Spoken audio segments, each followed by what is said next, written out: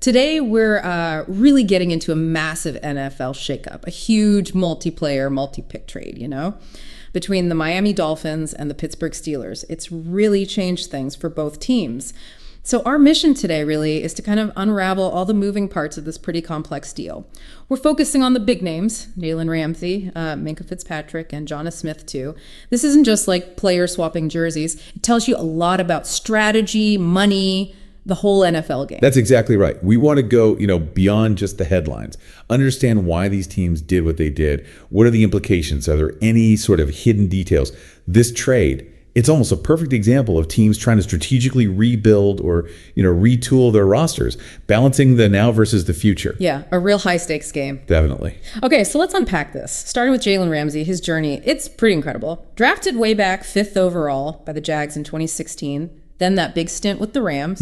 Super Bowl champs in 2021. He was key there. Totally. And then the last 2 seasons in Miami, he joined them in 2023. And the thing is, wherever he's been, he's just been elite. Consistently, like 7-time Pro Bowler, 3-time All-Pro. That's rare air. It really is. And what's fascinating here, I think, is how he kept playing at a really high level, even with all the trade talk kind of swirling. In 2024 with Miami, he had 60 tackles, a sack, 2 picks, 11 pass breakups, and get this, opposing QBs. Only an 83.2 passer rating targeting him. That was actually better than his career average. Wow. So he wasn't dropping off. Not really, no. Seemed like he still had plenty left in the tank. So if he's playing that well and, he didn't even ask to be traded, why did Miami pull the trigger? What was the driving force there? Yeah, that's the $1 million question, isn't it? The Dolphins, they kind of signaled this was possible, maybe back in April 2025, that they were open to moving the veteran. Their GM, Chris Grier, he basically said it was the, quote, best chance to help us win, not only just this year, but in the future as well. Okay, future focus. Right. And if you connect that to the bigger picture, well, their strategy seems to be shifting.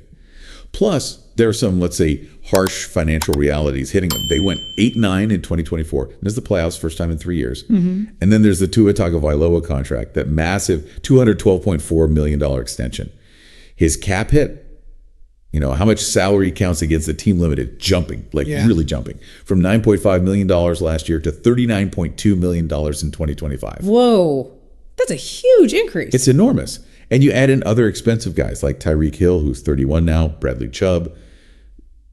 Their depth was getting thin. So it really forces that tough question. How do you balance winning now with staying financially healthy long term? Especially with the salary cap. Right, tough balancing act. So that's the Miami side, maybe strategic pivot, future planning. Yeah. But what about Pittsburgh? Why go so aggressively after Ramsey? Their defense wasn't exactly weak. No, it wasn't. But from the Steelers side, this just screams win now. Yeah. Total commitment. They already signed Darius Slay Jr. this offseason in free agency. Yeah. They've got Joey Porter Jr., who looks great. Adding Ramsey it makes that secondary potentially dominant. Another top-tier veteran. And there's real urgency there, host speaker. Yeah. You think. It's a Rodgers. Exactly. Yeah. It's widely expected. This is Aaron Rodgers last year in the NFL. So for Pittsburgh, it feels like they have to maximize this window.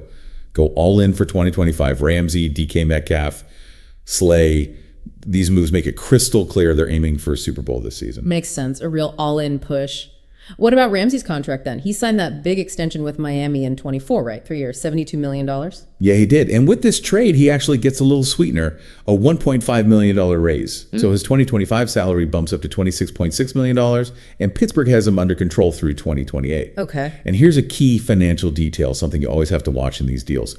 Trading him became much easier for Miami after June 1st. Ah, the June 1st designation. Explain that quickly. Sure. So basically, if a team trades or cuts a player after June 1st, they can spread the remaining dead cap, that's money that still counts against their cap, even though the player's gone over 2 years, instead of taking the full hit immediately. Gotcha. Softens the blow. Exactly.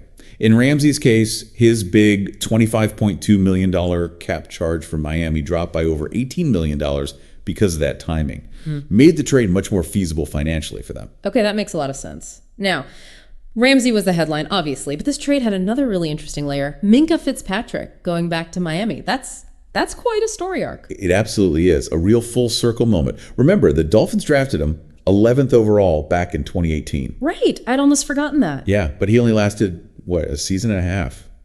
Before they traded him to Pittsburgh in 2019, He apparently requested a trade, wasn't happy with his role under Brian Flores at the time. And then he just thrived in Pittsburgh, became an All-Pro almost immediately, made 3 All-Pro teams, 4 Pro Bowls between 2020 and 2024. Just blossomed. So his return to Miami now. It really highlights how much things can change, doesn't it? Player development, team fit. Sometimes it takes a different situation, a different scheme. And now he's back where it all started. Wild. It really is. Okay, and let's not forget the third guy in this deal, Jonnu Smith, the tight end. He's off to Pittsburgh, too. He actually had a pretty good year for Miami in 2024, didn't he? Yeah, career year, yeah. His only season there. 88 catches, over 880 yards, 8 touchdowns. Made his first Pro Bowl. So why move him? Was it just part of the package? Well, his contract was a factor, too. He was going into the last year of his deal, and apparently he was sitting out their off-season workout, sort of a soft holdout, probably angling for a new contract. Ah, okay. Leverage play. Pretty much. So with this trade, he gets what he wanted, a new deal, a 1-year extension worth $12 million. Keeps him in Pittsburgh through the 2026 season. So works out well for him, gets security, gets paid. Okay, so wrapping this all up, what's the big takeaway here? When you step back and look at the whole thing, it feels like 2 teams on really different paths right now. I think that's exactly it. You see 2 very different sets of priorities. Miami, they're clearly thinking about the future, cap flexibility, building depth sustainably, even if it means trading a star player like Ramsey, who's still playing well. Bit of a reset, maybe? Sort of, yeah. Yeah. Preparing for that big Tua cap hit, setting themselves up long term. Well, Pittsburgh is completely the opposite. It's all in for 2025, no question. Yeah. With Rodgers likely on his way out after this season, they're loading up Ramsey, Metcalf, Slay. They're pushing all their chips in now for a Super Bowl run. It's aggressive. And you hear that echoed in what the Dolphins GM said, right? That quote about winning not only just this year, but in the future as well, setting the team up for the future.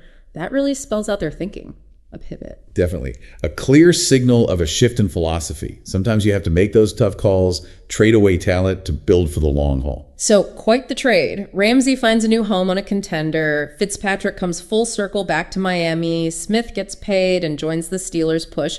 Really reshapes things for both teams, doesn't it? Absolutely. And it leaves you thinking, doesn't it, about just how fast things can change in the NFL, how a team's entire strategy can shift based on contracts, player age, and maybe just that feeling that your championship window is right now. This deal, with all its layers, it tells you so much about how teams navigate player movement, the salary cap, just the whole complex dance of building a winner in today's league. Something to really mull over.